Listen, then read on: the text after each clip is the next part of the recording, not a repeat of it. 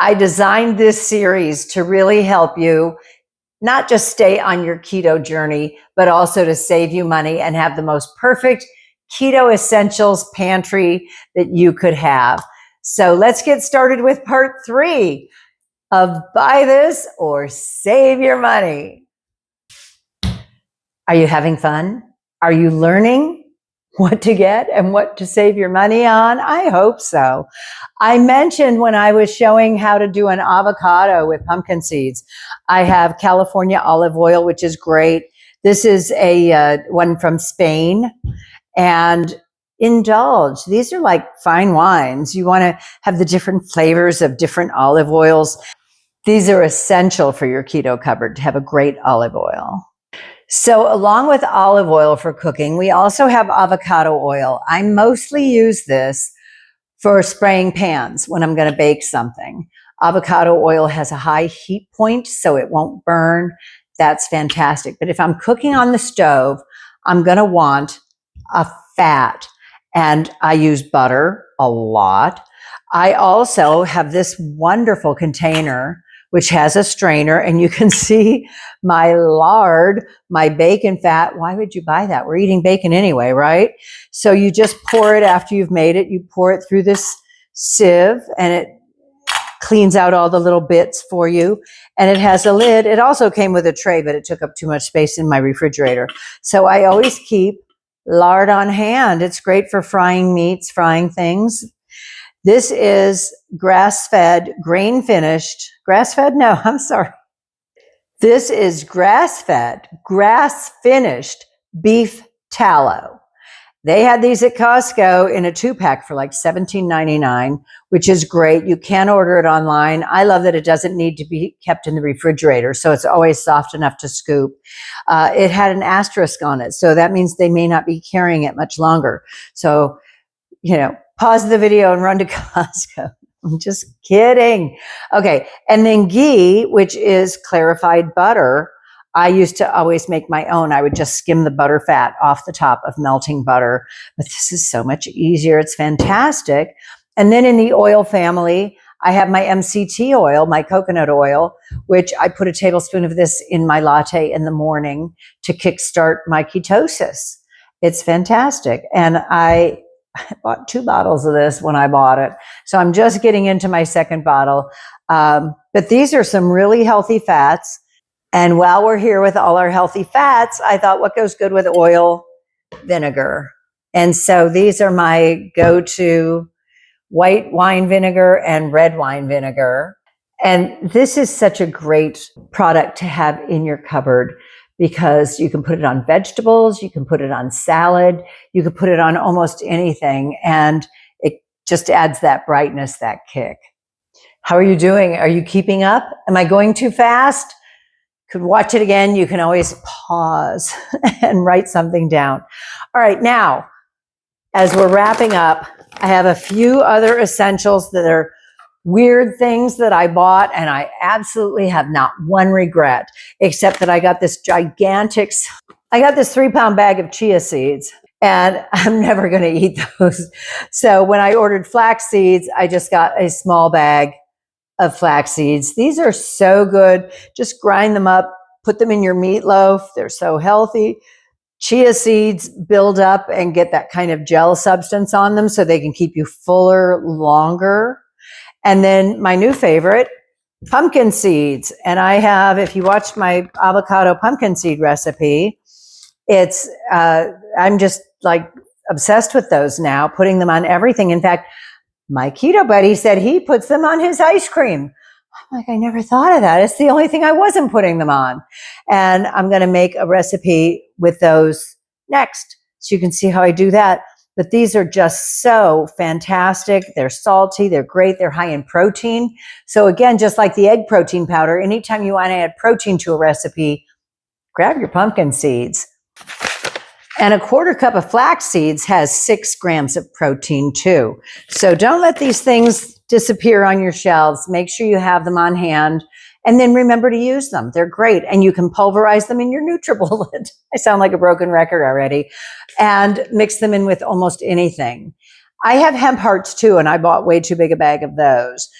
And one more thing I wanted to talk to you about, since I was mentioning pasta, is spaghetti squash. This is so great. I just fork some holes in it and put it in my little toaster oven. So even in the summer, it doesn't heat up my whole kitchen. So you can just do that. You scrape out the seeds. I just bake it whole and then cut it in half after it cools a little bit, scoop out the seeds and then shred it. And if you pan sear it after you take the pulp out, it will get even drier and be more like an actual pasta. So don't forget about your friend, the spaghetti squash. I still have so much more to share with you. I'm so excited. So stay tuned till the end to see the last of the best. Okay. This is Maldon salt, and you've seen me feature it in some of my recipes. It's amazing. I keep it in my salt cellar, and so it's very handy, and it has some really big crystals in it. And it just is such a great finishing salt. You know, I use regular or Himalayan pink salt or the sea salt for all my cooking, but this is so good on top of something, whether it's scrambled eggs or a steak. You want to finish it where you get that little taste of salt. This is from Ireland. It's fantastic. And this is one of those, I think I'm on my third box. And I ordered this on Amazon, and I'll link it down below for your convenience. But it is something that you really should have in your keto cupboard. Sometimes it's just not worth it to buy giant sizes of things. This is my hemp hearts. These are my hemp hearts, sorry. And they're beautiful, and they're high in protein, and they're really good for cooking. But I live alone, and I only cook so much. So I use them in my meatloaf. So I always make sure I have some chia seeds and flax seeds mixed together, and I put them in the NutriBullet, and I have a beautiful powder. Look at that. It's just wonderful, and it's very versatile. You could put it in your breadcrumbs or pork panko. You could bake with it. Whatever you're making, this is a real good protein boost for your recipes. You can put it in anything, really. You could put it in a chaffle. Okay, this is the last great mistake. When I started on keto, I love looking at this. When I started on keto, I ordered cocoa butter. I must have seen a recipe that said you're going to need your healthy fats and you need to make fat bombs and you're going to want some cocoa butter. So I bought, I don't know, that looks like about 200 grams, 300 grams of cocoa butter. I've never used it. And what the reason it looks like it does, because I ordered a bar, was I think I told you I started in June of 22. So it was probably about 110 degrees outside, and this got delivered to my mailbox or my front porch, and it totally melted, and I had to take a hammer to it just to break it up.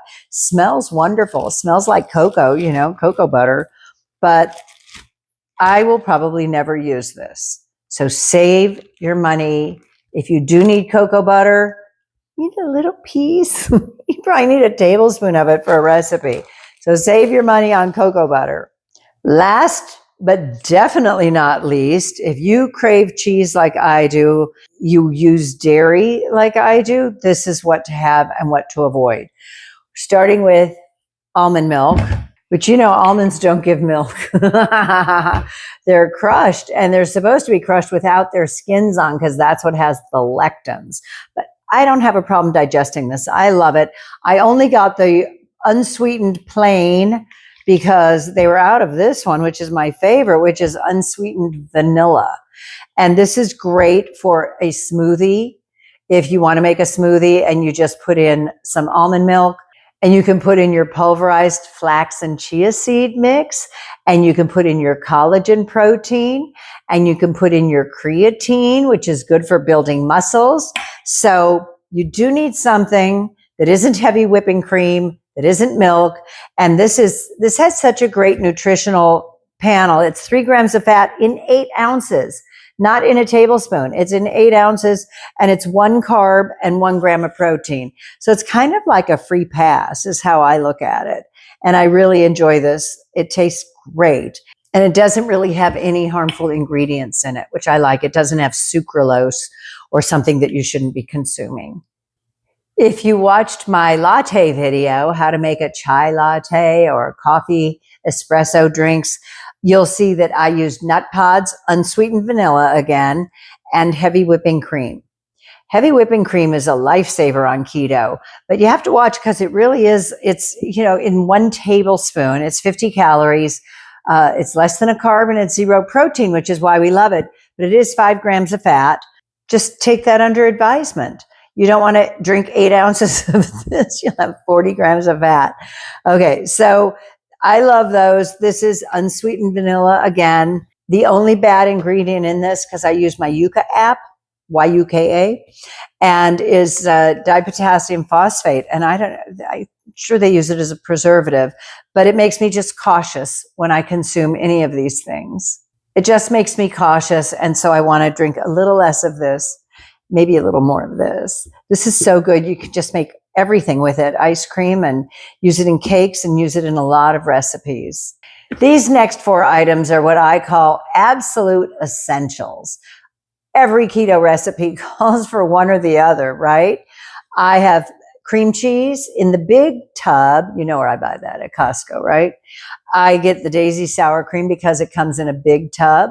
It's so good for us. It's only 1 carb and 1 gram of protein for 5 grams of fat and 60 calories. It's really the same nutritional profile, just about, as heavy whipping cream. I really like the Good Culture cottage cheese. It's another great way to get super protein in your recipes. And I love to keep ricotta cheese on hand. And it doesn't have to be fancy. You can tell I bought Kroger. I make a ricotta cake that's fantastic. In fact, friends I've made it for who aren't on keto wanted the recipe. So it's a great ricotta cake. And, everything you want to throw in some extra protein into your recipes. This is a half a cup, has 14 grams of protein, which is why cottage cheese has gone so viral. Anytime you can throw this into your eggs, into anything you're baking, cottage cheese, it's the way to go to boost up that protein. And last but not least, for dairy, we have cheese. Now, to me, this is a staple. This is the big double bag you buy at Costco of shredded mozzarella cheese. And I know that it has 2 grams of carbs. I bought the big block of mozzarella cheese that was 0 carbs, and I tried to shred it in my food processor, and I almost lost both, the cheese and the food processor. It was so thick and so hard, and my blade kept bending, and it was getting hot. So I have to just suffer through the 2 carbs.